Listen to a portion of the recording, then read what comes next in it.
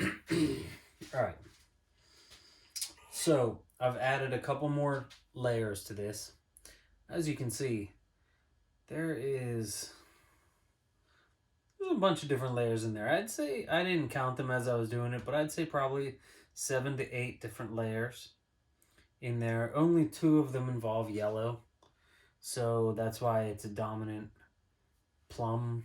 I think that's what technically what that color is called. Okay, so here's how I end up finishing these things off.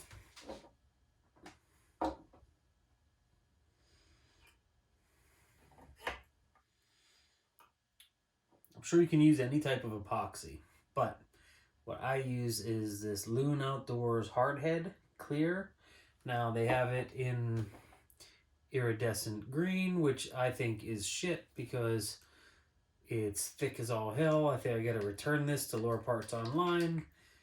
But anyways, the stuff I use, they have iridescent everything. Phosphorescent, pearlescent blue, you name it. But I almost always stick with the Hardhead Clear. Now, right now you have a bunch of threads, which has a bunch of different threads underneath that have super glue and half hitches to tie them all off at certain errors. Like, I mean, if one tie came loose, I mean, it would. I mean, I don't even know what it would take to get one of these things undone, to be perfectly honest with you, because here's where the real armor comes into play. And that is, I take some of this hardhead. It's pretty liquidy. So, you see how it drips? And actually, when the bottle's brand new, it's even more so than that. I just get it all the way covered. You know, there's nothing fancy. You're trying to get as much of this stuff on there, and then you're gonna wrap the thread in it, and you're essentially creating this nylon thread and epoxy joint mess, you know, that just hardens and becomes this beautiful.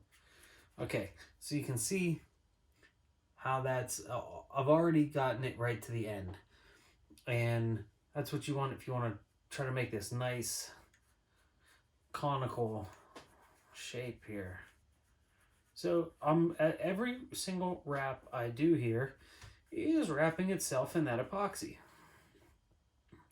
So while it may not look like much at this point, more times I wrap this, you can actually still see the epoxy on top. I don't know if this is actually going to show it or not, but you can see I'm still wrapping these threads into the epoxy. And imagine, I mean, you guys have all dealt with epoxy enough. It creates quite a bond. So I'm going to do it again. And then that's pretty much it in terms of the tie, but I will add a considerable amount more of epoxy once we get to the next step. But so since I have that, that's gonna be my last epoxy. So I want to try to get this wrapped in here as tight and as nice and evenly as possible. Because if anything, this is what's going to show up underneath the epoxy tie. Okay, so fire that back on my vise. Throw a couple half hitches.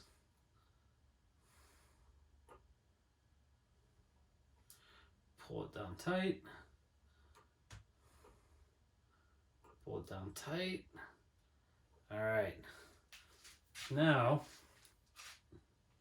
I'll generally snip that right there. And before you go anywhere, we're gonna throw another layer of epoxy on top of that, and you'll see where you can see all of the little striations from the nylon, because the nylon's a thicker it's a thicker thread. You know, it's not as nice as a real thin thread that you can wrap up and you would never see the threads really. But with this stuff you can. But the trick is as you build up the epoxy head, it just becomes like encased in glass, if you will. Not in glass, but in epoxy. What you gotta worry about is it running. So I try to get it totally covered. I want as much epoxy as I can get on there without it dripping. You don't want it dripping, otherwise you get all kinds of deformed looking heads. So you get it on there evenly. What I'll do is I will get it real quick with a heat gun from far away. Not trying to cook it, just trying to solidify it so it doesn't run all over the place, because otherwise you'll get these huge globs, and believe me, as you practice this stuff, I mean, you're gonna get some messy ties, but that's what it's all about. I mean shit, I've tied some of the ugliest goddamn ties you've ever seen. Maybe you think I still do. Who knows? That's cool. Alright, so I'll get my roach clips out. Yep, roach clips. And essentially, that is more or less it. Now what I will do is I will continually add more epoxy onto it and even it out, and I'll keep hitting it with the heat gun, until eventually you have a nice even epoxy coil. And with that,